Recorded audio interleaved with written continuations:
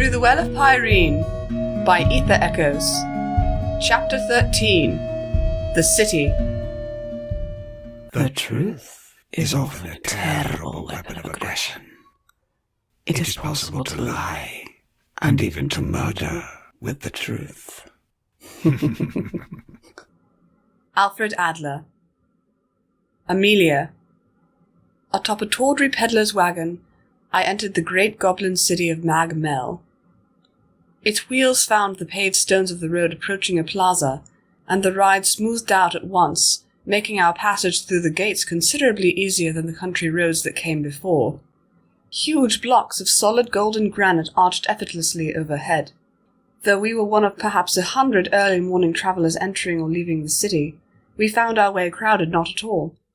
Over 100 yards deep the walls stretched, its gateway a solidly vaulted ceiling. Even here, at the edge of their civilization, goblins clustered. Some slept underneath decorative moulding with their wings tucked tightly about them, while others set up shop in tunnels racing away under the bulk of the walls.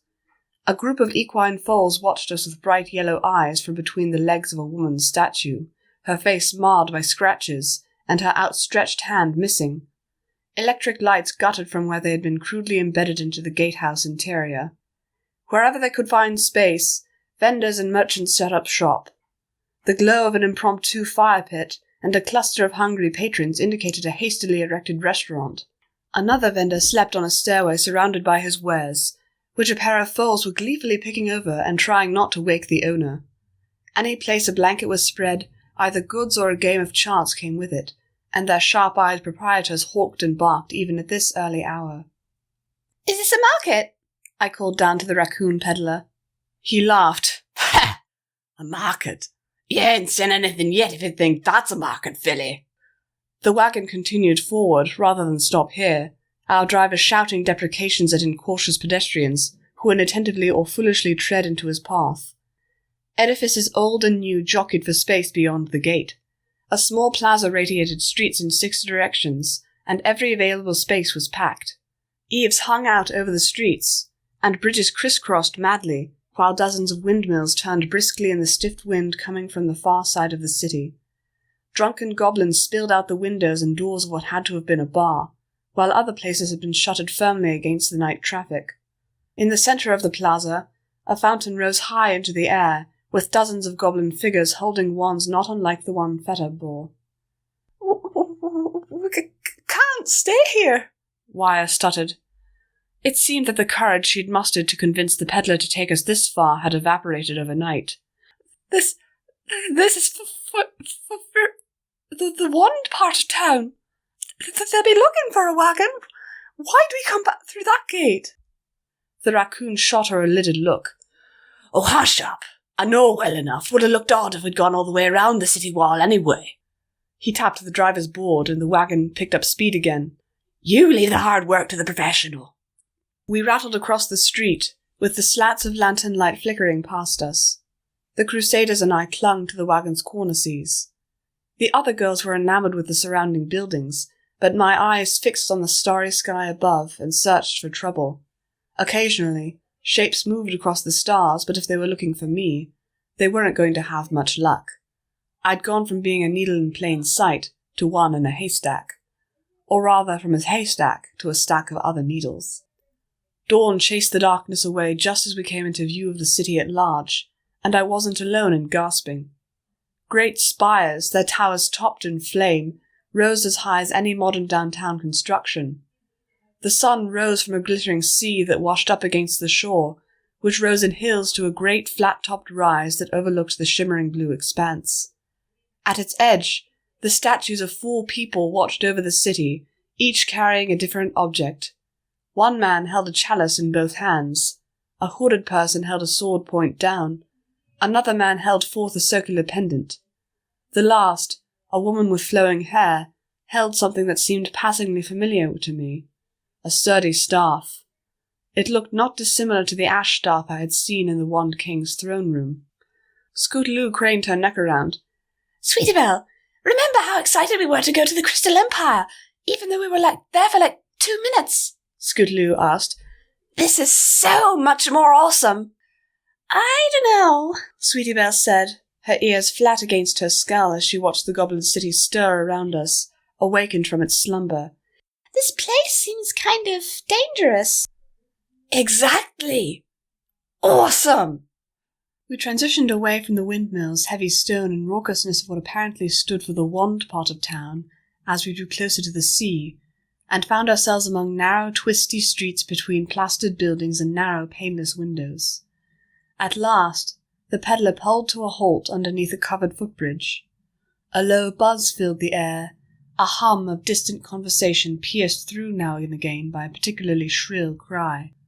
"All right," the peddler said. "That's as far as she goes. Everybody who's a little pony better get herself off my cart. I've got a long day ahead and no time to waste it on the likes of you." "Thanks much," Wire said as she hopped off. The Crusaders and I slid down the slide, one by one, and came to join her. Sweetie Belle walked with her tail so low it was almost between her legs, but both Apple Bloom and Scootaloo practically quivered with the desire to go out and explore. Yeah. The raccoon waved a paw dismissively. "You weren't a huge burden, so whatever. Just keep it quiet, and we'll call it tidy. I'm already going to have to call this a trip a loss without pony goods." "Well, hope you have better luck in the future," I told him with a bright smile. He rubbed at an ear and grunted before going back into his wagon. Scootaloo unhooked her own little red wagons from the side of the cart. "Where is here, anyway?" Apple Bloom turned to look at Wire and myself. "Moonlight, you and, Her eyes widened as she looked more closely at Wire. Belatedly, I realized that she'd never gotten a very good look at our goblin friend. The dark of the Everfree Forest was quite a bit more pronounced than our morning street in Mag Mel. Wire squirmed and looked down at the bronze-coloured fish scales climbing up her belly. Apple Bloom looked between us and stamped a hoof. "Y'all ain't ponies at all, are you?" Well, I'm kind of one, and, I cut her off at once. "Wire's a goblin, and I'm a pony, from Canterlot, like I said before. I've never been out here either, but it's like I said. We're on the run from other goblins who kidnapped me." My eyes drifted to the ground as I put on a show of malaise. "My parents are probably really worried about me by now. I really just want to get back to them." Apple Bloom's ears fell, and she scuffed her hoof. "My family's probably sick with worry, now that I think about it." "Mine too," Sweetie Belle added with a further droop of her ears. Scootaloo grinned. "Don't worry, Moonlight. We're the Cutie Mark Crusaders." She tapped her chest proudly. "We never let any pony down." "Really?" Sweetie Belle asked. "I didn't think that was part of our motto." Scootaloo shooed that thought away with a wave of her hoof. "Words." She turned back to me. "So, what's the plan then? We find some pony or some gob who can take us back to Equestria." "I think that's the idea." I nodded. "Oh, really? I want to find out what they're up to. I've got some hints that they have plans for Equestria. They kept mentioning the, I considered my responses for a moment.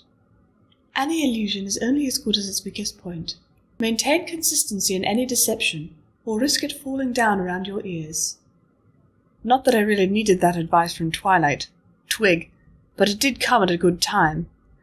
"The elements of harmony," I said, "like Rainbow Dash and Twilight Sparkle." The three girls gasped. "My sister Applejack is one of the element bearers," Apple Bloom said. "And so is Sweetie Belle's sister Rarity." My eyes widened slightly. I looked at the two of them more closely. Now that I had a moment to look at them in a proper light, there was a definite resemblance to the two older mares, especially around the snouts and eyes. It was a fantastic sort of coincidence to run into these two so accidentally, but then I didn't really know the circumstances. "And I'm Rainbow Dash's honorary little sister," Scootaloo announced as she pushed in between the two. She puffed her chest out and spread her tiny wings. "It's all right, you don't need to be jealous." She blinked as I caught my eyes. Are you okay?" "Me? Oh, yeah." I glanced away, realizing belatedly that my eyes had hardened at the mention of the name. If Scootaloo wanted a big sister, she could have picked someone a little more constant. "I'm just really worried." What if those goblins are kidnapped you or planning something awful for Equestria? Applebloom said, half to me and half to her friends. Well, their leader, the Wand King, sounded really mad, I said, and they really didn't like Celestia or the bearers. I glanced at Wire, who was looking at the girls with a new form of trepidation. She had, after all, just heard that they were related to 3 of the most feared mares she knew of. I think they had some sort of plan involving them. Sweetie Belle's eyes widened. Rarity and Twilight and the others might be in danger. Scootaloo snorted. Rainbow Dash is totally not in danger. If she is, that means you can help her out, Applebloom pointed out. Oh hey, that's true. Scootaloo grinned broadly as the realization hit her. Okay, we need to help then. Yeah, Applebloom agreed with a nod. If there's something we can do to help them, why, we're obliged to. She turned to face Wire with the others flanking her. What? Live Wire, do you think we can find out more about what's going on? Wire's wide eyes looked between the 3 little girls. She might as well have been confronted with 3 trolls from the look on her face. I guess you could. She swallowed. I mean, what the Wand King does is important. If she's doing something big, then there'll be goblins out there who know about it, especially the other courts. What courts? I asked intently. I reached forward and tugged the girl's back to give Wire some space. The poor thing was starting to hyperventilate. Well, Wire began, breathing more easily. There's 4 of them, see? I'm from the Wand Court. You've seen a bunch of us. We're defined that way because we follow the wand. The other 3 courts are the Cup, Sword, and Ring. What is the wand? It's a powerful thing of magical and arcana from ancient times. Long before we goblins came around. It's a bit like the craft, you know. She glanced up towards the distant statues on the hill. We picked it up when the people who started it died out or went away. The mordant is magic sticks, though. They're a representation of certain, I don't know, I guess you'd say ideals. Wand represents the power of change and bridging the gap between different peoples. It's all about reaching out and finding things. The king is the one who holds the first one, and there's 3 others. One for a queen, who's supposed to be like a check on the king, though for the life of me I ain't got the foggiest idea where Queen Stylus has gotten off to. There's one for a knight. That's Feta, you've met him. Moonlight, who's supposed to go where the king can't, who quests for the sake of the court. And there's one for the page, who has no role except that she's supposed to be able to speak freely and act as she chooses, so she can act like a sort of conscience? Who is your page? Applebloom asked, her eyes alight as she followed this new information. Well, he was real, but he had a bad accident a few years ago. No one's come forward to take his place, so... Well, his wand hasn't chosen anyone yet, I guess. She fluttered her wings and looked around, as if sure someone would find her for speaking out. Last few years or so, we've had a big plan in the works that we're supposed to keep secret from every gob. I know the Eblins of Harmony are involved in some way, but I don't know how. Everything's on a need-to-know basis, and I never needed to know. So, Scootaloo said carefully, your awful Wand King has made 2 of the other people in the government disappear, and he's got some plan he wants kept secret from all the other goblin countries? Wire squeaked. I don't know if I'd say it made them disappear. I mean, I know there's rumours, but no goblin would dare say such a thing where others could hear. I mean, it's just not done.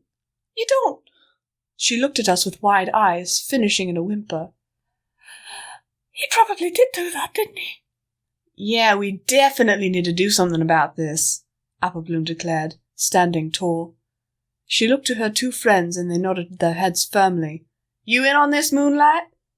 It took me a moment to remember that was supposed to be my name here, so I said nothing at first. The one part of this that confused me the most was my role in these proceedings. It seemed ridiculous, and I wondered what possible use could a little girl be, even if she did happen to be me. Scootaloo coughed delicately. Moonlight Glimmer, you're spacing out on us. Oh, sorry, yeah, I'm in, I said. I want to find out what this is all about too. Great, Applebloom said, and they turned as one to Wire. Where do we start? Well, Wire paused to consider that a moment. The great market is over there. You can find just about anything from anywhere there, including information. She rubbed her stomach. Especially food.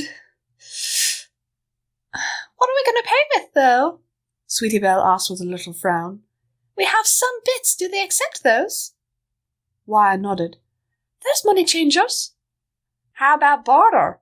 Apple Bloom kicked their wagon, rattling the supplies they'd brought. That raccoon said pony stuff was valuable, didn't he? Sure did, Scootaloo said. I have a few things too, I said, patting my shoulder bag. It was a shame Rarity, male, had not altered it into a saddlebag. I wondered if that too had a special meaning. Great! Cutie Mark Crusader, Apple Bloom paused, rubbing her chin. Merchants? Let's just go already! Ugh! Scootaloo said, planting her scooter on the ground and starting around the street corner with the wagon of goods in tow. Merchants? Seriously? Gag me with a spoon! The others hurried after her, with Wire taking up the rear, while I paused to make sure I hadn't forgotten anything. It occurred to me again that I didn't really feel all that troubled at the prospect of not seeing my parents for some time. Never had I been away from them for more than a day, and here I was, a week and more, gone. The part of me that felt homesick was small and not very vocal, while the part eager to see a magical city was about ready to burst. It wasn't that I didn't love my parents. I did. I mean, I do. I still do. Anyway. A pair of glowing blue eyes met mine under the wagon as I stood to get up. I stood stock still, then breathed a sigh of relief. Oh! Hey!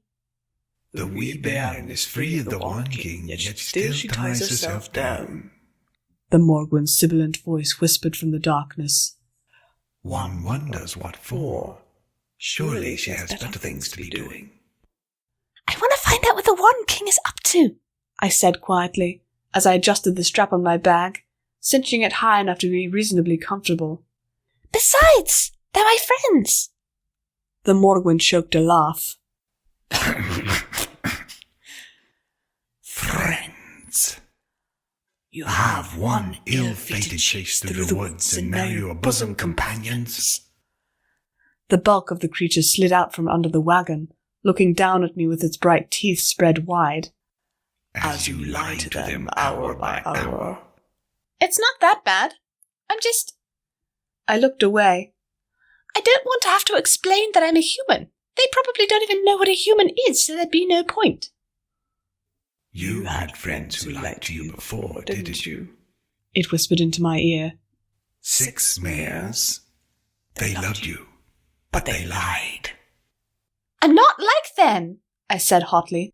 This is different. Different like a certain sister, perhaps. What? I snapped, rounding on the Morgwin.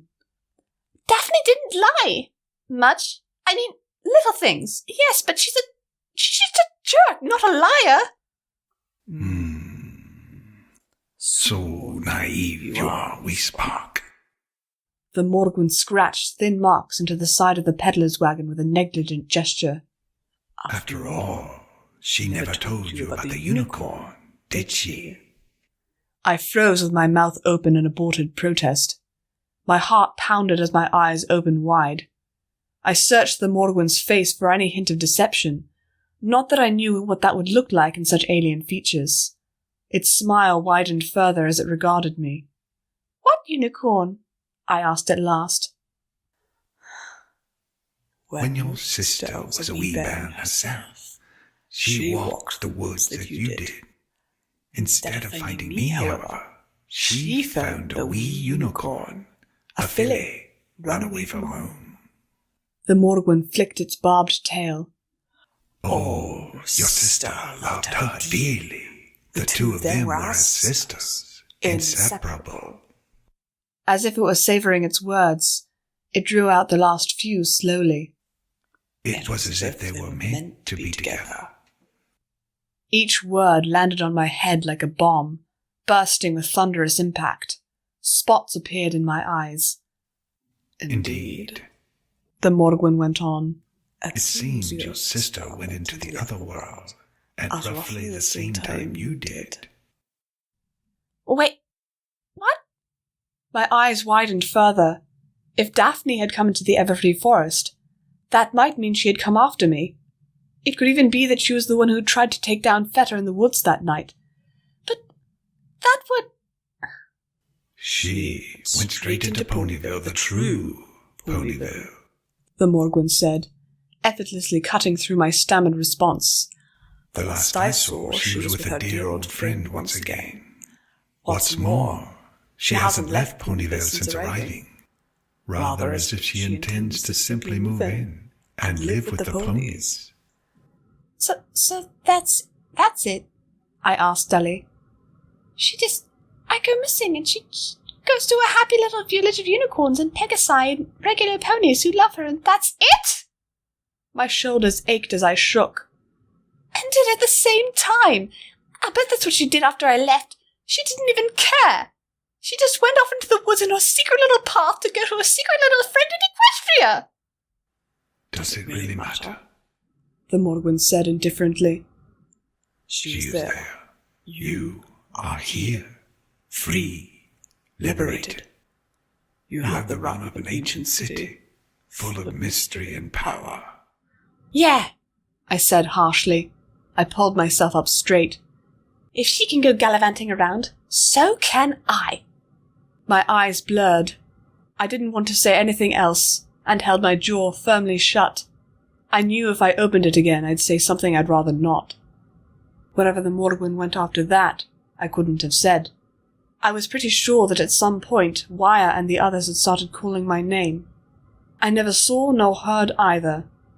Tears streamed down my face while my jaw was held so tight it ached. "Moonlight?" Apple Bloom asked. She eased up in front of me, looking at me uncertainly. "Are you okay?" Sweetie Belle put a hoof around my shoulders. Don't cry. It's all right. We'll get you back home.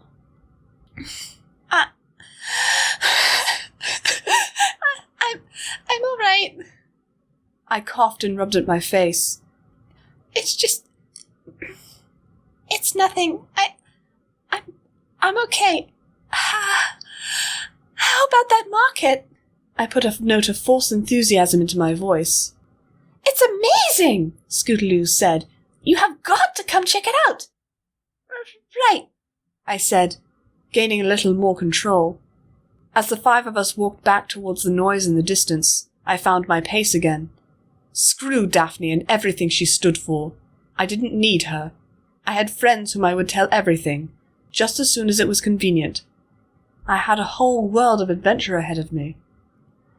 So, I asked in the hopes of distracting them from my distress.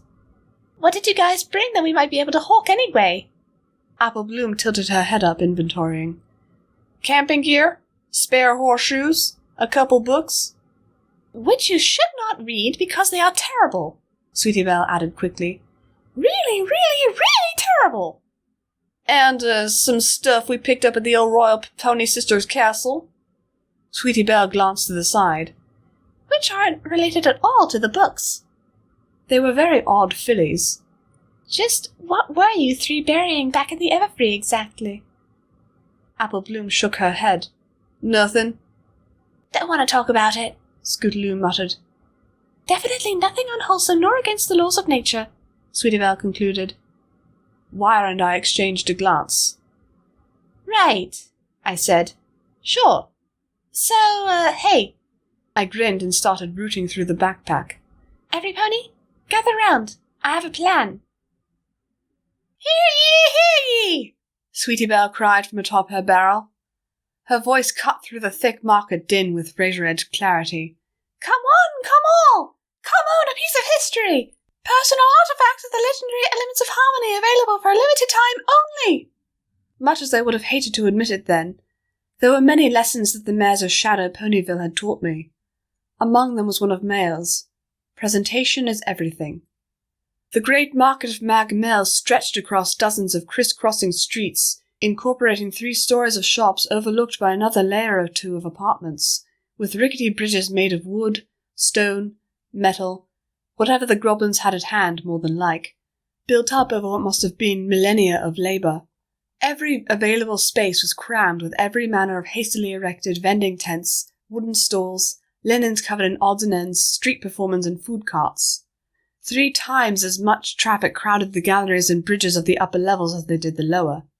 Anyone with half a brain would quickly have realized that there would be no way for a newbie to gain a real toehold in such a cacophony. Merchants elbowed one another out of the way with fierce, even violent force, and I had no doubt that we'd be fleeced out of our skins by experienced, hawk-eyed traders if we tried to sell even 1 penny of our goods to one of the existing vendors. Where one greenhorn can fail, though, 5 clever young girls can, by working together, exploit their strengths in remarkable ways. "Are these not a little small for a full-grown mare?" a reptilian goblin asked dubiously as he held up one of Apple Bloom's horseshoes. His accent was vividly different from Wire's, which didn't surprise me. Most of the goblins here didn't even seem to speak English, and all around us sung strains of Arabic, French, Mandarin, and other languages I couldn't even begin to place.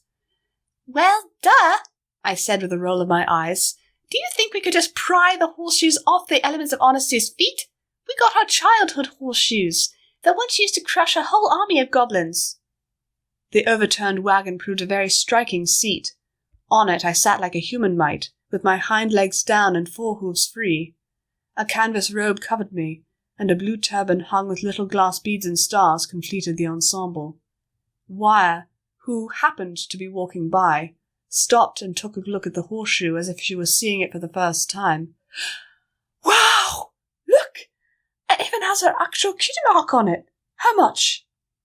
30 quarrons, I said, referring to the small stack of shiny ovoid coins by my side.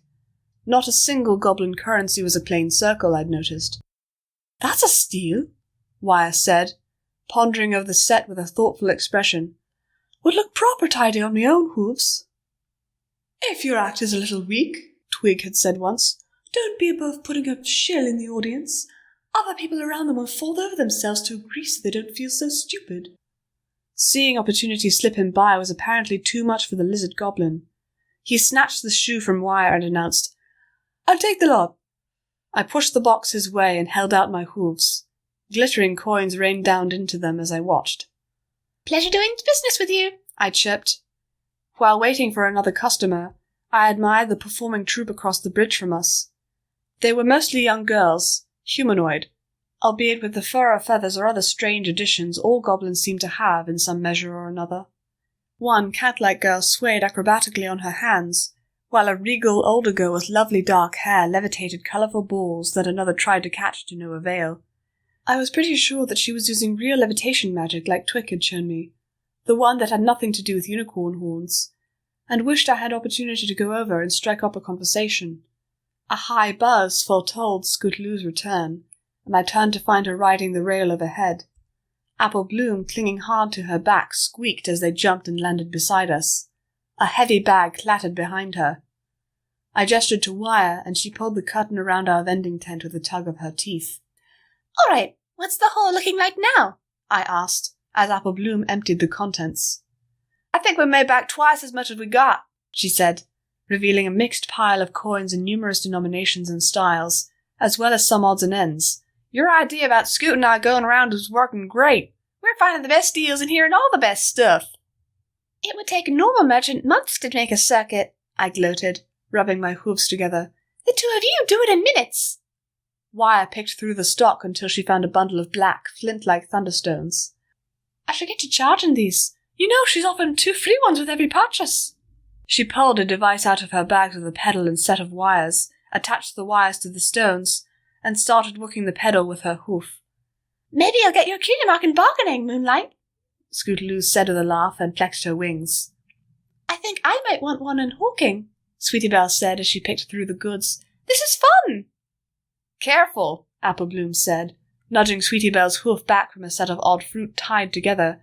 "We're going to resell some of this. I heard a vendor near the water say he needed pepper something awful." "What's this?" Sweetie Belle asked, picking up a belt. "That belt makes you really alluring, but only under moonlight." Sweetie Belle pouted. "That's not very useful for sneaking around. Don't we need stuff to find out more about what those wand guys are up to?" "I'll probably trade it up. This is pretty cool, though," Apple Bloom said, holding up a pierce-work metal ball with a wind-up key at one end. She turned the key a few times, then watched us with a huge grin. After a minute or two of waiting, I got bored and opened my mouth to ask her what it was supposed to do. My jaw flapped uselessly, making no noise. The sound of Wire's pedal had stopped. I tapped Scootaloo's wagon and heard nothing. No ring of hoof against metal.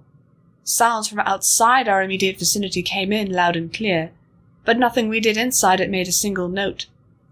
When the key stopped turning, Apple Bloom spoke. "Now how's that for useful?" "Not bad," Wire said. She rooted through the goods with her free hoof. "Nothing for me to identify here. You girls have a tidy eye for value." A stiff, cold wind shot through the market, shaking our enclosure and even knocking some tents over. It cut through the stifling heat of my costume and brought a welcome breath of cool air, but I could see others looking back towards the source with trepidation before being jostled back into motion in the crowd. "What's going on, Livewire?" Sweetie Belle asked, unfluffing her coat with a hoof. "Every gob looks so, Winter's coming," she said. "It's always a bit of a exciting time to be in Mag Mel, so I hear." "Ha!" an upright rabbit protested, pushing through to our spot, evidently taking the blown-open curtain as an invitation. He pulled his paws from his vest and began to poke around our wares. His English, or whatever they called it here, was heavily accented with what sounded like Japanese, or a similar East Asian flair. "There's one way to put it. Me. I plan on getting out of here before then, and you will too." "Why?" Scootaloo asked. "What happens on Winterfall?" "Winter fall?" He shuddered. "More like winter war. Trust me, you don't want any part of that. Not when the Jotnar comes stomping over the branch from Niflheim. You ever see an angry frost giant on the warpath? Don't. Especially not with the way one is slacking off on their part of the town defense this year. The streets are going to be hip-deep in hoarfrost spirits and sea trolls before we'll be able to beat them back." I gave the brown rabbit a closer look. There were numerous metal rings sewn onto his vest, and one of his ears was pierced with more. "Well, we all know the ring court won't fail in protecting the city. That's your thing, isn't it?" I knew literally none of these things, but a lack of knowledge had never stopped me before. His ears twitched, and he grinned back at me with a mouth full of bright teeth. Of course, we will not shirk our duty. Just like always. Butter someone up enough, and they'll do anything for you. Wire muttered under her breath. "Maybe your special talent is in lying." I shot her a narrow look, and returned my attention to the rabbit. "So, what's Wand been up to if they aren't playing their part in the town's defense against winter?" He scratched at his chin thoughtfully. I know there's been some tension lately. Some of my friends have been called up to military service. There's a man I know who works as an assistant to an apprentice of one of the great armorers of the city, Amata Toshiro, who says that one of the master's former apprentices is returning to speak with him. She's going to be shuffled right to the appointment schedule. My ears perked, and I looked at him intently. "Was her name Mail by any chance?" "That's the one." "Is she still there?" The rabbit shrugged. "I can't say. Perhaps. It was only announced this morning." "Great!" I hopped down from my wagon throne. "Pack it up, girls. We're leaving." "Hey!" the rabbit protested as Apple Bloom scooped the goods up and dumped them into her noticeably heavier camping bag. Scootaloo overturned the wagon and I ditched my disguise in it. Like ghosts, we left no trace of our being there as we took off through the market. "Almost a shame," Wire sighed. "We made my entire wages for a month in just a few hours." "It was about time to move on anyway," I said, squeezed in next to her as Scootaloo navigated the dense streets. She ramped us high and we landed on the residential level, zipping past startled goblins. "I don't think my act would have held together much longer. We can always set up somewhere else if we need it." "Food here is awful, though," Apple Bloom griped. "Dried produce. All the food is deep-fried and covered in grease. Disgusting!" "I don't know. I kind of liked it," Scootaloo called back. "So, where are we heading?" "The greatest forages are all along the waterfront," Wire said. "They're big, bulky buildings near the shipyards. You can't miss them." The thought of ships turned my head towards the sky again. Now that it was broad daylight, it was clear that air traffic was a bit of an issue here. Ignoring the minority of flying goblins, there were blimps of all sizes tethered here and there in the city. Rarely, A propeller plane would buzz past one, like insects tormenting a big dog. You know, if we have to escape the city, we should totally take one of those, I said. That would be so cool! Wire blanched, which was not a good look with her base colour. Oh, grand! Even Scootaloo tired out by the time we reached the water, and she dozed in the wagon with her feet hanging in all directions, while Apple Bloom took her place in the scooter. The rest of us walked. The docks were quieter than the market, if not by much. Most of the waterfront was taken up by either large, mostly silent warehouses, counting houses, and other sedate businesses, or by noisy tap rooms for sailors and disused shanties. It didn't feel like a terribly safe place to be honest, but we were largely ignored as we walked along, for the time being.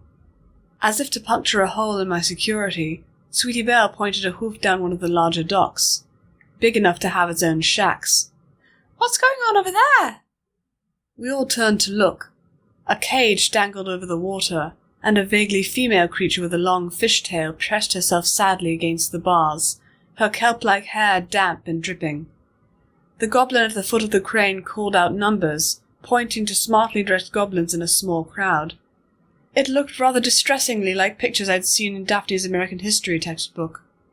I put my head to Sweetie Belle's behind, grimacing as I pushed her along. Just keep going! Well, Mag Mel couldn't be completely awesome. Perfection is never to be had. At last, we came to a long line of enormous structures arrayed in the shadow of the trunk-walled wall, as the locals called it, which overlooked the approach to Niflheim. The shapes of gun barrels poked over the enormous stone curtain, and I rubbed my chin thoughtfully. Why do they call it Trunkwood anyway? Because that's the way to the trunk, she said, as though it were obvious. Don't follow. Wire tilted her head. What's not to follow? Wary now of being spotted by one of the Wand King's goons, I gestured Apple Bloom to follow us around the narrower streets behind the row. Smoke belched out of the black forges, rising high into the air before being pushed by the breeze coming from over the walls. Steam gouted from whatever they were pouring into the water, and the sea air here smelled foul. Well, I continued, what is it the trunk of? The World Ash, of course. Yggdrasil.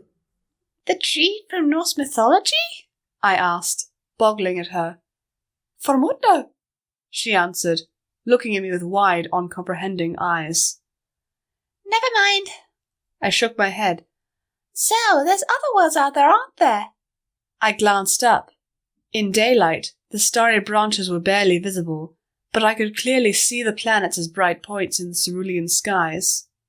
Oh, yes, Wire said with a nod.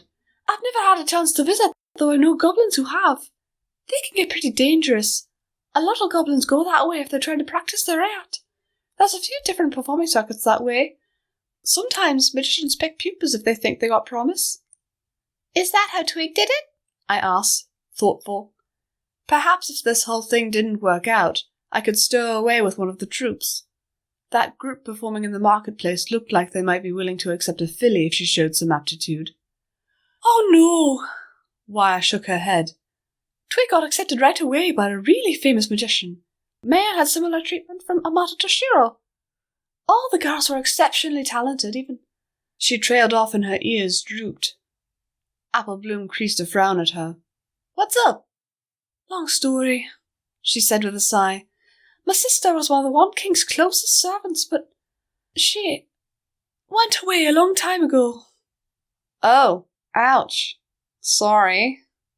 Maybe she realized he was a really bad person and took off so she wouldn't have to serve him? Sweetie Belle suggested brightly. Wire said nothing, her head drooping too. For my part, I marched on, unafraid of what might lurk among the alleyways and parapets. I knew that if something did leap out at us, the Morgwin would swoop in and save the day. A monster at your side has a great deal to inure you to the other monsters that might be after you. If it helped me to look more like a leader, well, that was just icing on the cake. Eventually we climbed up on top of a warehouse roof to get a better look. There! That one! Wire said, pointing a hoof at one of the foundries. How do you know? I said, looking for any distinguishing marks on the basalt building. I thought you said you'd never been to the city before. Sure, but this one's got wand soldiers around it.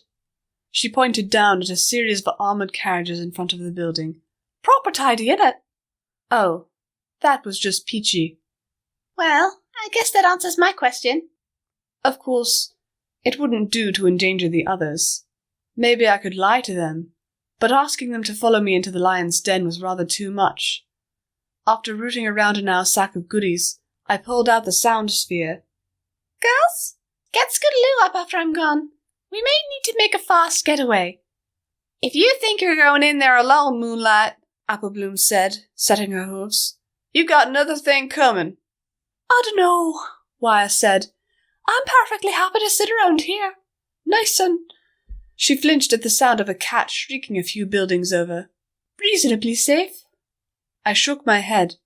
I really appreciate it, Applebloom, but aside from this being crazy dangerous, I don't know if both of us can sneak through all that successfully.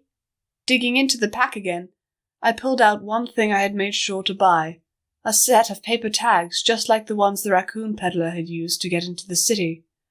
They'd cost us a goodly portion of our earnings, but I suspected they'd be more than worth the purchase price. I need you to look after the others. Sweetie Belle pouted. I don't really need looking after. Still, the part about you two sneaking in is a little, risky sounding. Maybe we should hang back for this one, make sure we can get away. Applebloom shook her head. All right. She poked me in the chest. But next time, no talking me out of it. I'm only agreeing because Scootaloo is tired right now and I may need to take over. Deal. I shook her hoof. All right, girls. Wish me luck. Wire abruptly snatched me to her chest. I yelped as she squeezed. Please, don't get caught, she said. Okay. I wheezed and craned myself off of her. Thanks. I hurried to the edge of the roof, checking to be sure no one was watching, if only to hide my sudden blush.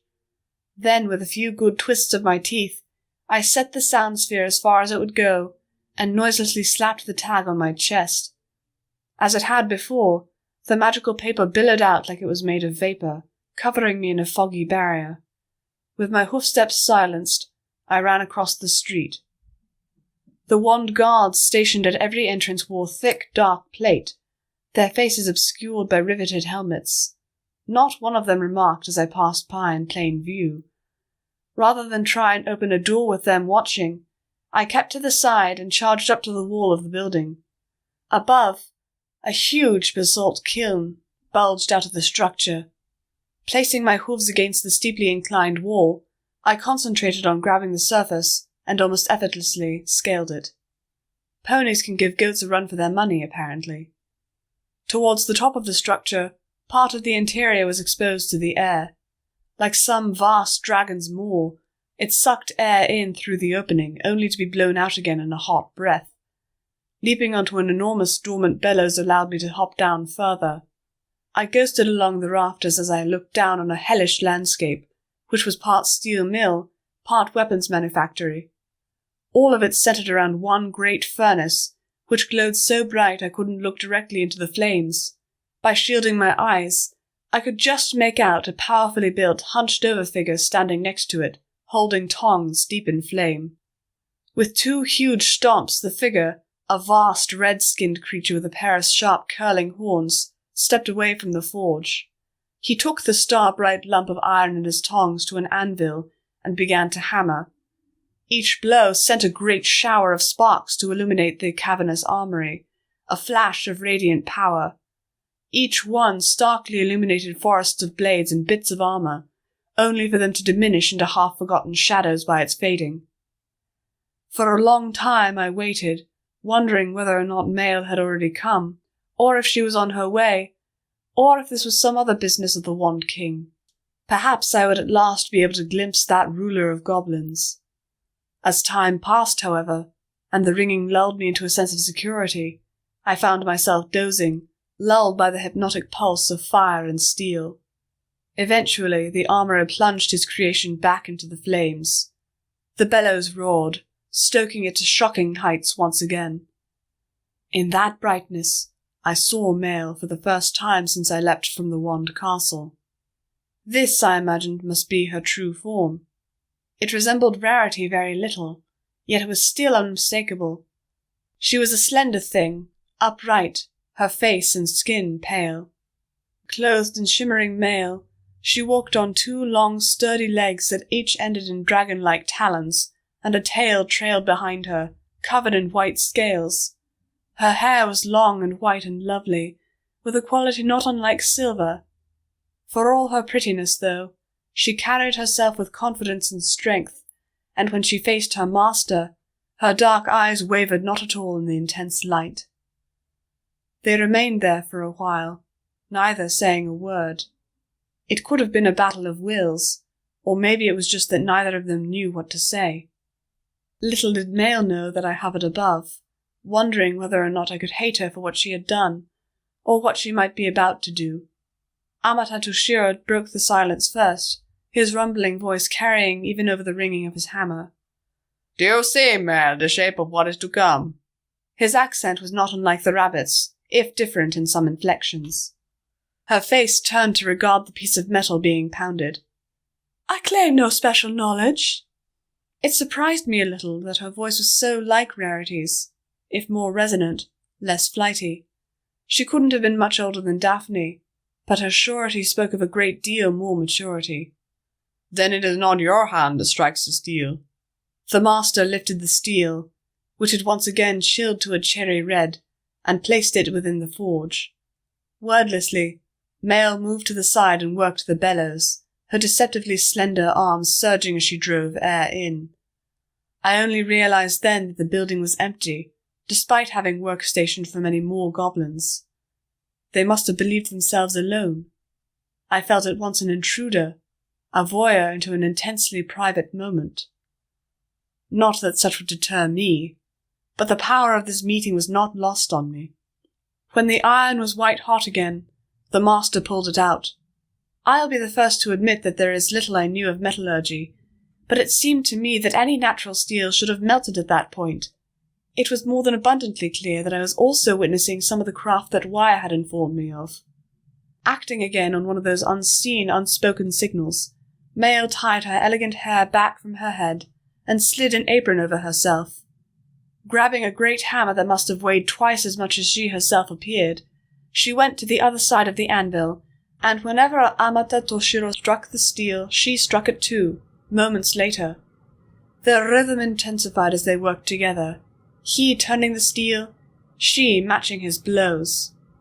Back and forth they went, and I watched in silence, in and out of the forge, each working up a great sweat, the heat and exertion melding together. Finally, he offered the tongs to her, and she took the steel and looked at several barrels along the wall. Selecting, she plunged it in. A great hiss and gout of steam rose up, billowing her trailing silver hair. "What have you wrought?" Amata Toshiro asked. She pulled it out and brought it to the fire for a better look. It was laid upon the table, and she looked at it as it cooled. "A piece of something greater." Well, to me it looked like a lump of twisted metal, but what did I know? Her master laid a huge hand on her shoulder. "You know I will not take sides in this. If you go forth from here, you will go alone." "I know," she said, not turning to look at him. "I didn't come to beg you to change your mind." "You came to ask me to change yours. Despite my forging, you remain unfinished. You came to ask me to change yours. Despite my forging, you remain unfinished." Male looked down at her palms. "I don't know what I'm doing, master. Another guides my hands." "That is a poor way to smith." He reached down and picked up the still-hot iron in one hand without so much as a flinch. "The hands that perform the work must have clear direction, or their metal is wasted." "I don't believe it is. Not yet," she said, shaking her head. "She's still intact. Somewhere." The man looked at his apprentice. "Misplacing your tools? I thought I broke you of that habit years ago." She laughed shortly. "More like they got up and walked off of their own accord." "Funny. I don't seem to recall accepting that excuse back then either." "I still stand by my story," she said, her beautiful smile now in full force. But this time, I worry that I botched it. I didn't have to worry about such things before. The girls and I... What do we know then? What do you know now? Little enough, she admitted, so quietly I almost didn't hear. Too little. I don't think I can turn aside, though. What we're doing, it's very important. I've seen enough to know that. I'm going to have a hand in shaping a world that is to come, Master. How can I pass that by? I thought you said that another guides your hands. Mel glanced down at her palms again and curled them closed. So I did, she sighed. He turned and put the iron piece on a shelf.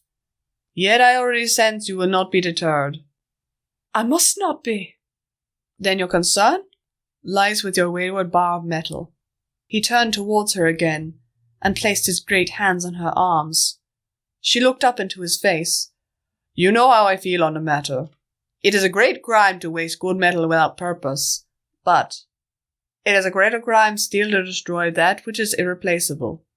Better, I think, to leave the job undone if the doing would mar this creation. He sighed.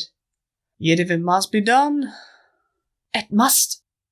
You have a bright future ahead of you, Mel, he said slowly. I see in you a great artisan, one worthy to carry on the legacy I am burdened with. Since the ancient ones crossed the sea of stars toward places unknown, we have been entrusted with their art. If you are to do that justice, you must not fail in doing what is right and proper and good. He released her gently. Take the hammer in hand. You must decide how to best to shape your workings. For a moment, Mel didn't seem to be able to look her master in the eye. I'm not sure She went silent, then met his gaze and straightened. Yes, I understand. No matter the cost to myself, the working transcends me. Such is the curse of all artists. Such it is. Thank you, Master. She curtsied, an act that had him blushing as the fire had been unable to make him do. He shooed her off. Enough with that. Go, child. You have duties to attend to. Are you sure I cannot stay a bit? I feel a powerful need to work with metal again, she said wistfully, looking over the great machines. Find your own forge. I am going home for the evening, and no one works here without my supervision. He gestured her towards the door. Of course. Thank you again, she said, walking towards the door with her back straight once more. Oh, he called. Where are you staying? I may wish to send something your way. She turned back to face him with a puzzled expression. You? Is not an old man entitled to sentimentality when he so chooses? Yours is a sentimentality of old leather and ancient steel. It creaks and groans with every motion, she tossed back. He laughed, a deep bellows roar. Then you'll be sure to hear it coming. I stay on Ivy Lane, in the Inn of 4 Seasons with Rose. He grunted. Really? I am a lady, she said, pulling her hair free and letting it fall around her slim form. In spite of your efforts, I might add. Big on with you. He tossed his hammer casually, and she dodged it, darting out with a silvery laugh. With a grunt of amusement, he stalked over to the forge and watched it die down. Carefully, ignoring the pop of my largely unused legs, I walked back across the rafters to my exit. Just as I climbed onto the large bellows, I glanced down, and thought I saw the gleam of a pair of dark, knowing eyes in the growing gloom. With a hop and a jump, I was free and into the sunlight again. Momentarily blinded, I covered my eyes with my foreleg, and watched the street until Mel and her retinue had gone, their enchanted carriages carrying them away. Then, climbing back down, I made my way back to the others where they hid beneath the sheet-metal awning of a low dive.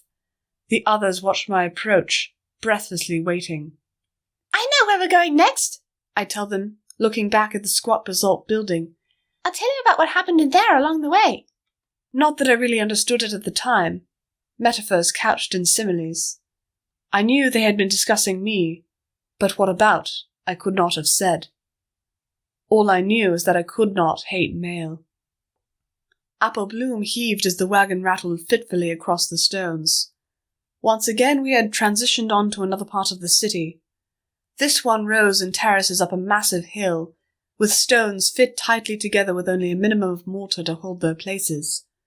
Moreover, it, unlike other parts of the city, was given over to greenery that sprouted in great abandon wherever we looked. Trees shaded streets from the harsh glare of the sun, and parks replaced plazas. Every building incorporated a garden, or at least a few plants as far as I could see, and the goblins here, who languidly lounged on balconies in shady spots, tended towards loose garments in bright colours. The rope harness attached to the wagon had begun to dig into my shoulders, and I slumped, panting. Okay, this officially sucks. I did not sign up for mountain climbing. Well, Sweetie Belle said, rubbing her own shoulder, if we're going to make it to that inn, we got to go up this hill. I'm pretty sure that's what the weird snake guy said. Apple Bloom shoved the wagon a couple extra feet to put it on level ground, and we all collapsed into a pile. Scootaloo, having largely recovered from her earlier travels and her circuits above the marketplace, winced and gingerly stretched her legs. We've been running around all day! This place is huge! Wire winged down from above and landed gracefully nearby. Well, if you're tired, why don't you just take the tram up? The four of us looked at her. Wire shrank back. Public transportation? An easy way for the masses to get around the city? Please don't hit me! She squealed and covered her eyes with her wings as our glares intensified. Just lead the way, Apple Bloom growled, getting up to start pushing the laden wagon once more. Our collective countenances were enough that Wire led us across the terrace at a safe distance, far enough ahead of the rest of us that none of us could strangle her. Eventually, she led us through a thicket to reach what seemed to be a train station of sorts. Like most of the architecture on the hill, it sat in a vaguely pyramidal shape, with a flat top and broad square entryways, including huge passages for the tram rails. Ahead, tunnels dug into the mountainside or rose up on elevated rails passing between the buildings. That just figured. If they had electricity and engines, then subways, rail cars, and even sewers were not unreasonable additions. That's what I got for assuming this was some sort of standard-issue fantasy world. Of course, the last thing I wanted to dwell on was a boring train station. Couldn't imagine someone who would find waiting around to be picked up interesting. The rest of our trip up the hill was spent in placidity aboard a tram car. We broke out the rice cakes, baked vegetable patties, cheese, and bread we'd bought from a food cart with our ill-gotten gains, and had a much-needed late lunch. I watched the city through the windows, not really participating in the conversation.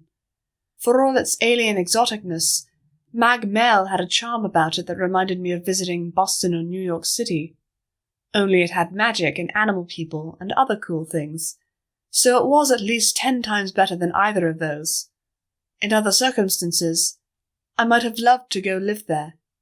Ivy Lane proved to be near the flat top of the hill. It was less a single street than it was a collection of covered areas protected against the environment, with stone piercework windows overlooking the city. Ivy flowered all around it, even in the depths of autumn, with lilac and cherry blossoms forming a delicate carpet on the ground. There was a definite flair of India about it, one I recognized from television and movies more than anything particularly wholesome, with domes and pointed archways predominating. I wonder why they're staying here, Wire asked.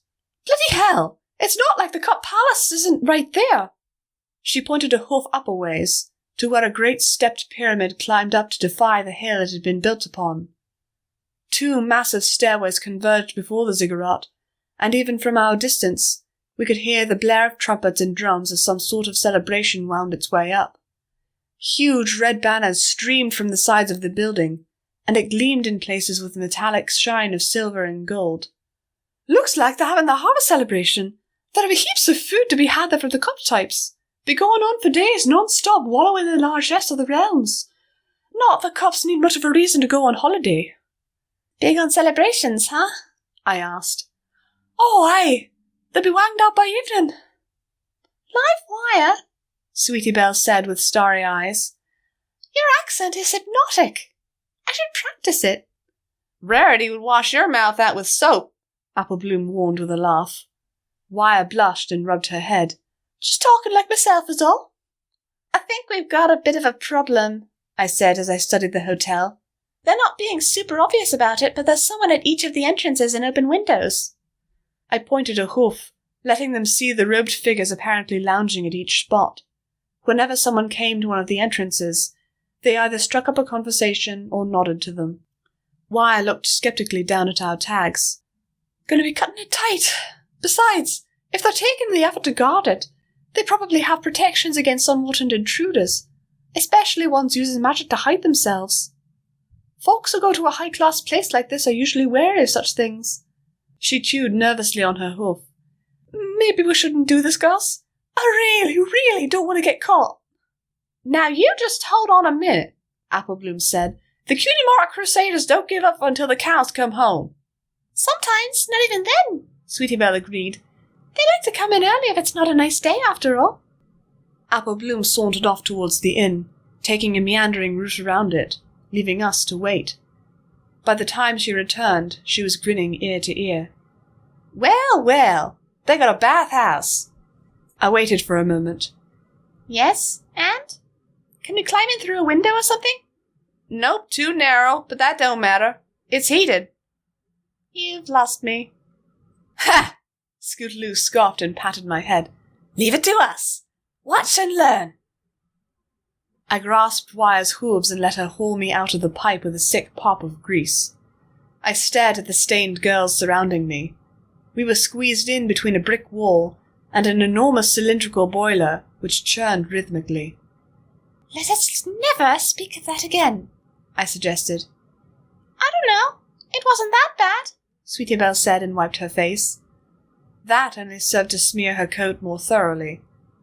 Those alligators were nice. They could really keep a beat, and the soprano was amazing. Never again. I don't care if anyone else ever asks. I'm skipping over that whole mess. Ugh! I feel like I'll never be clean again. I shivered all the way down to the bone, with my coat sticking up at all angles where sewage and oil hadn't slicked it. Where did you girls learn so much about plumbing anyway? Scootaloo rolled her eyes. Poorly planned attempt at getting our cutie marks. Honestly, we've been a little desperate lately. I think we learned enough about carpentry, electrical repair, sewing, sports team management, and interior decoration to last a lifetime without one cutie mark to show for it. She fixed a crimp in her long tail and brushed at a singed part irritably. Well, at least we're in a bathhouse. Cleaning should be the easy part. Wire put a hoof to her lips. Shh! Immediately we all shut up and swiveled our ears. Footfalls and the swish of a robe came and went, and then another. The second set entered the room, and we watched under the boiler as a pair of slippered rabbit feet crossed the floor. They shuffled a bit as the owner fiddled with something on one of the walls before leaving as they'd come. We breathed a sigh of relief and piled out into the room. One problem, I said as we collected ourselves. How are we going to get out again after? I don't really fancy trying to squeeze back through. Wire rubbed her chin as she considered a metal box attached to the wall, with insulated cables running from the box and into the hall. I might be able to bang something up. Give me a moment. She shook her toolbox out and popped the lid, revealing a mess of electronics equipment that might as well have been a spellbook for all the sense it made to me. Wire, though, navigated it with deft precision. She pulled a spring mechanism from one of her bags and wound it up. Think a half hour would do us. Scootaloo snorted. If not, we've probably spent too long here anyway. She held out a hoof. All right, let's have one of those magic tag thingies. We're good now that we're inside, right? I asked Wire. Yeah, probably. She nodded. They usually only secure the exterior walls. All right. Remember, we only have one more of these left, I said as I slipped a tag to Scootaloo. She swung it around, covering us once more in its billowing protection. Apple Bloom took out the sound sphere and twisted its key until it stuck. So, cloaked in silence and illusion, we crept out of the boiler room and up the stairs, following the aroma of soap and hot bath water. A doorway flung itself open while we were in the hall, and the five of us pressed to the wall with our chests sucked in tight, while a rabbit backed out, and oblivious to our presence, pushed a tea service down another way. She paused halfway down the hall and bent an ear to the wheels. Apple Bloom stretched her foreleg to hold the sphere a few feet further from the rabbit, and when the servant wriggled the cart again, a squeak and shake met her rather than silence. Shrugging, she pressed on, and so did we. Lapis and a mother-of-pearl shell lent the bathhouse an ethereal grace. Its domed chamber swam with the reflected light of the water below, and steamy air turned everything that might have been sharp and clear into a vague dream. Statues of nymph-like young women stood at the corners, holding up the ceiling as decorative columns. As an afterthought, I stole a set of towels from a service and threw them over us to make 2 oddly shaped patrons in case the tag wore out unexpectedly. Then we crept through. Somewhat to my surprise, we didn't have to go searching through the inn. Our quarry, as it turned out, were enjoying the inn's cleansing accommodations already. I could just hear Mael's voice in the final, smallest chamber. With a gesture to the others, I slipped out of the towel I shared with Wire and stepped into the murky water, sinking in deep. Wire and the others joined me and left their covers on the side, ideally close so that we could slip back into them on the way out. We silently glided through the jasmine-scented water to the edge, and just poked our eyes out to watch. The back of Maya's head sat just above the lip of the neighbouring bath. Her shiny white hair had been swept up into a loose bun with the aid of a pair of sticks, and her toned arms spread to either side. "Darling, you're making me feel positively decadent. You aren't a servant. Come, enjoy it."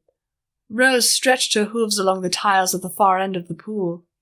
Unlike Mael, she at least greatly resembled a pony still, and even paralleled Fluttershy to a great degree. Her mane fell long across her back and sides, a deep red that faded along its length to delicate pink and bluish-white tips. "I'm not feeling it, Mael," she said, giving us a clear view of her mouth, which was definitely not like a pony's, displaying pearly white fangs. She hoofed a cup of tea closer and sipped at it.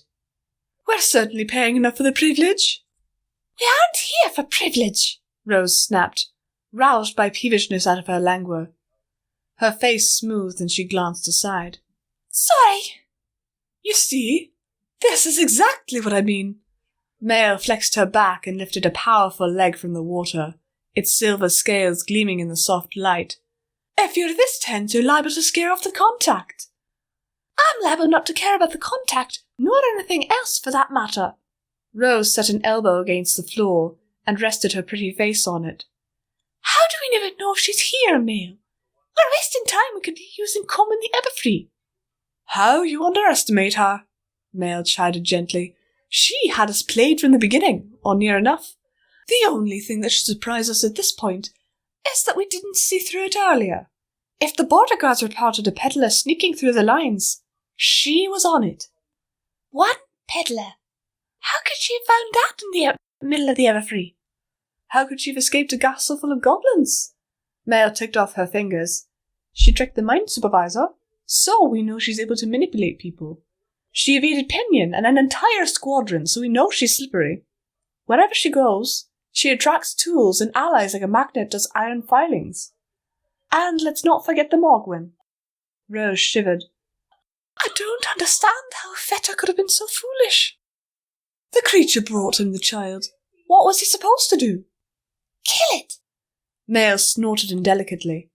"Don't be ridiculous. The Wand King could destroy that creature, perhaps, but I wouldn't stack Feta up against it for all the gold in the 9 worlds." "Does the king even know what was involved?" Rose asked. "I confess, I've been paying that much attention." "I can't blame you, dear." Mael slid across the pool and rested a hand on Rose's side. "Come on, sulk a little. Let the heat ease your worries." "I spent day and night tramping through the forest." Rose splashed a hoof disdainfully.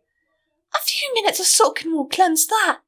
Soaking won't bring back a basilisk's missing eye." "No, but I'm sure he wouldn't want you to suffer needlessly on his behalf," Mael said, picking up a sponge. "To answer your question, no. I don't think Feta has told the king." "Now, are you coming in, or am I going to get you up and wash you myself?" Rose fixed a rotten glare on Mael, who was unbowed. With a sigh, she pushed at Mel instead, saying, "All right, make room." There was a bit of shuffling as Mel returned to her seated posture, and Rose slid herself down into the hot water. She sighed and settled herself in, closing her eyes.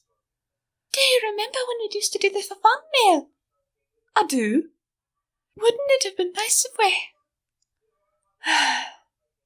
Rose sighed again. "If we what?"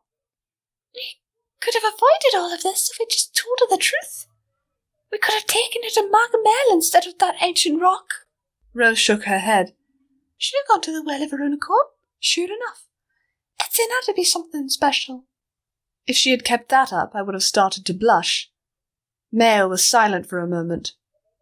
"Perhaps. It's not the way things are done, though, Rose. We had a duty. We have a duty." It's a duty that's eaten up our entire lives, Mel."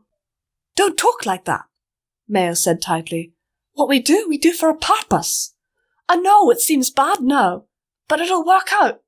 We just need to find her." "Oh?" Rose opened her eyes and glared. "Tell me, what part of prophecy mentioned a wild goose chase and 8 years of waiting, hoping, begging fate to work out? How exactly are we going to fulfill the terms now that she knows it was all a lie?" Mel rubbed her face. "I don't know. Well, what I wish doesn't matter. Thinking that way takes us down an ugly path. It takes us the way it took Flash. Some bearer of the element of loyalty." Rose laughed bitterly. "Ain't that ironic? We lose a traitor only to get the real thing." "Poor twig," Mel giggled. "She's high-strung enough as it is, and now she's stuck with her almost every minute. She's going to wind up coming apart at the seams." "I keep telling her she should just say what she feels and get it over with," Rose grumbled. "I'm still blown away. I thought she was Flash." "Yes, well," Mel broke off as footsteps approached, hard shoes on the tile. A golden-armoured woman approached through the mist, with a helmet under her arm, and great white feathery wings spread from her back. On her breastplate a grail had been picked out in silver and copper. There was a definite elegance about her, but there was nothing soft in her face. "Strange," Mel said as the woman approached. "I've always known the Cup to be a great deal more subtle than their agents." "Then those I would have said yours not secret," the woman intoned. "The Cup rejects any and all overtures. King Xerxes is neutral." Your previous king fed differently. This smacks of our nation," Rose said, in a low and dangerous tone. The tan woman stared back at her dispassionately. "What King Marduk willed is absolute. What King Xerxes wills is absolute. King Xerxes has willed that the word and deeds of King Marduk are null and void. And thus the cup has declared neutrality," she said, each word measured and certain. "Let your King of Wands roll the dice on his own."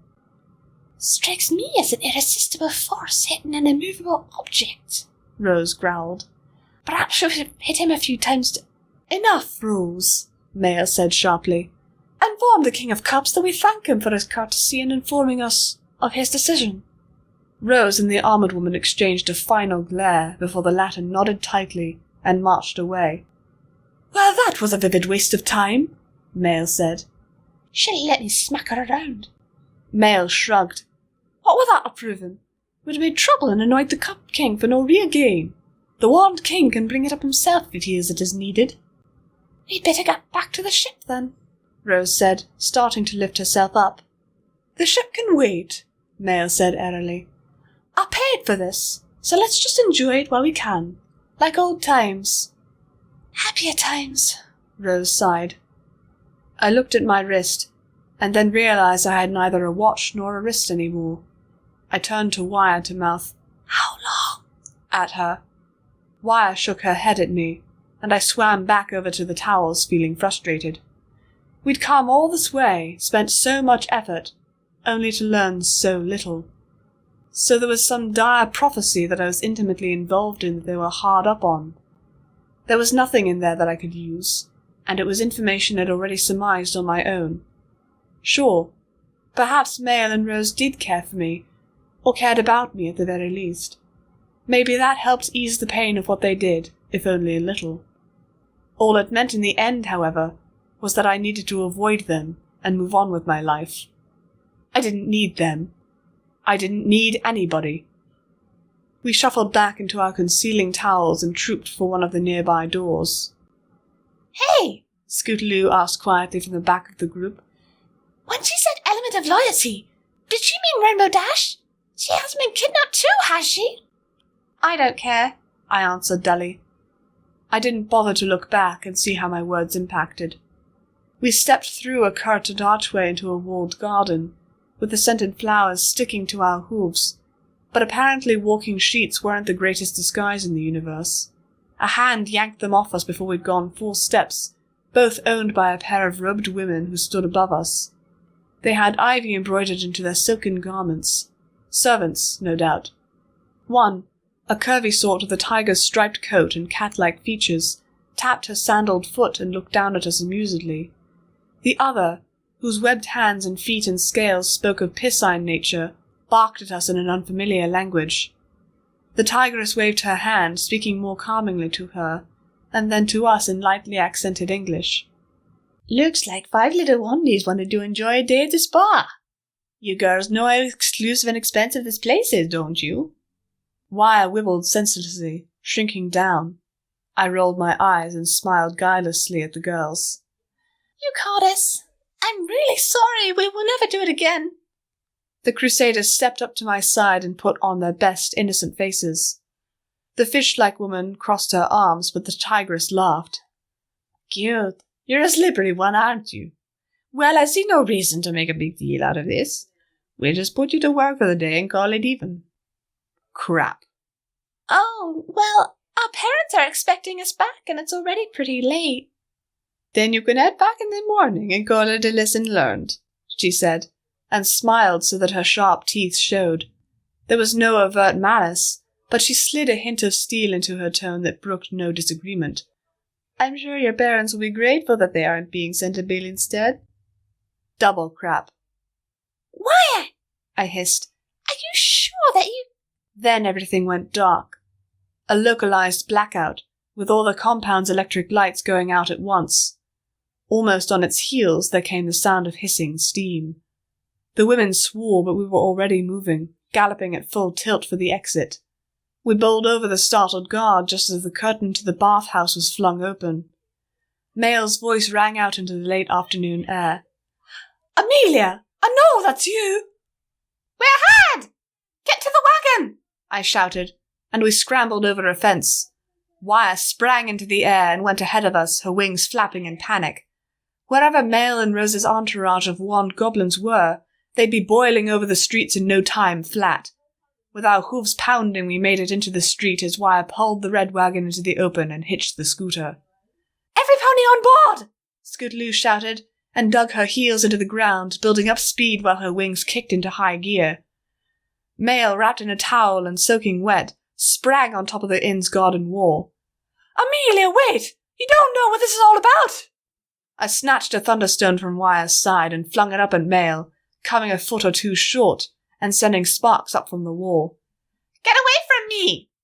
Scumcup, bring me my cages or I'll strip your skins from your bones! Rose hollered in an indeterminate direction. Scootaloo tore off, heading first down the street towards the sunset. Already, though, I could see enchanted horseless carriages wheeling after us. The wand goblins atop them were armed with nets and catcher poles. Right! Applebloom shouted as one bore down on us. Scootaloo took the turn so sharp that the wagon lifted clean off the ground and bounced against a wall. With the street too narrow to follow, the lead carriage waited at the entrance to the alley while the others raced off, their wheels rattling across the stones. Wire whimpered, covered her eyes, and squeezed down into the base of the wagon as if trying to absorb herself into it. They're going to catch and hang me! Get a grip on yourself! I shouted as I shook her, but it was to no avail. She simply curled up more.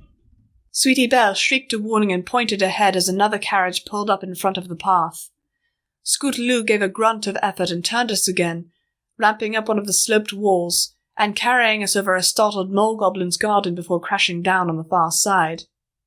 "We need the last tag!" she shouted back, starting to pant with effort as her wings pumped harder. It was becoming increasingly clear that the wand goblins had us surrounded.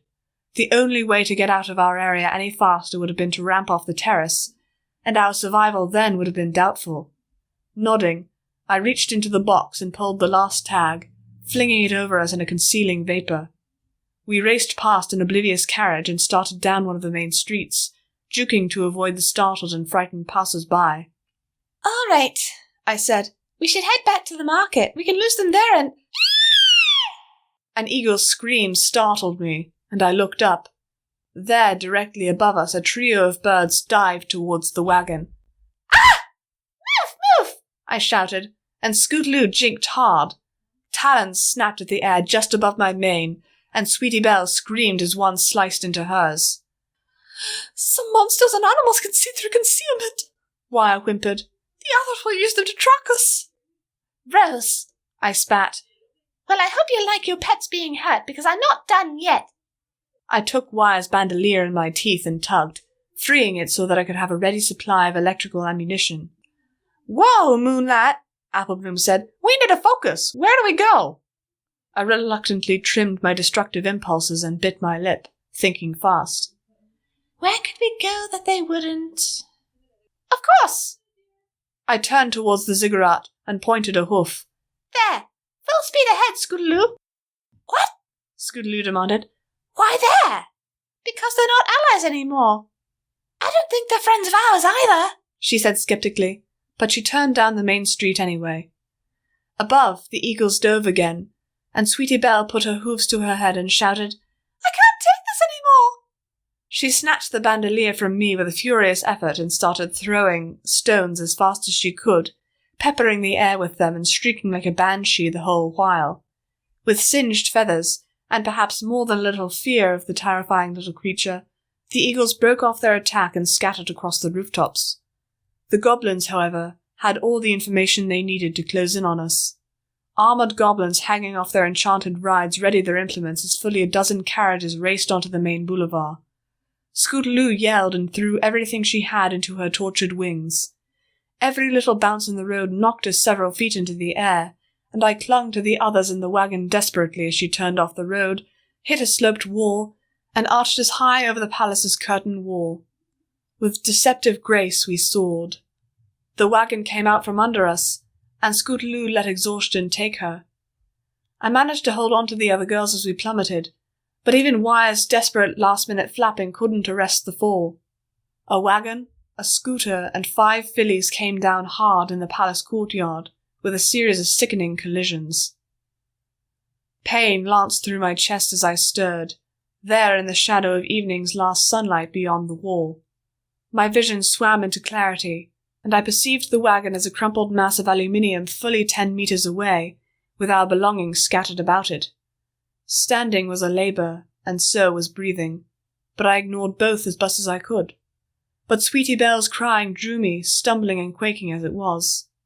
She kept trying to stand, but her left hind leg bent at a very unfortunate angle. I pushed her down and buried my face in her mane, wetting it with my tears. "I'm sorry," I breathed. Just hold still. I'm sorry. I'm sorry." Scootaloo limped over, favouring one of her own hind legs. Scrapes and bruises covered her, but it seemed her helmet had taken the worst of it. A crack split it nearly in 2 over her left ear, which was stained noticeably, and she discarded the broken helmet as useless. Applebloom bit back her own tears as she pushed herself up, only to fall when her forelegs refused to cooperate. Only Wire seemed free of anything past minor bruises, spared by her own aerial gifts.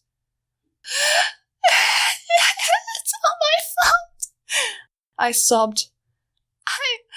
I've dragged you all out here and... "Moonlight," Applebloom said, her voice tight with pain. "Don't. We're in this. Ow! Together." Scootaloo looked at the splintered and shattered wreckage of her wagon and scooter. Yeah, right. Together."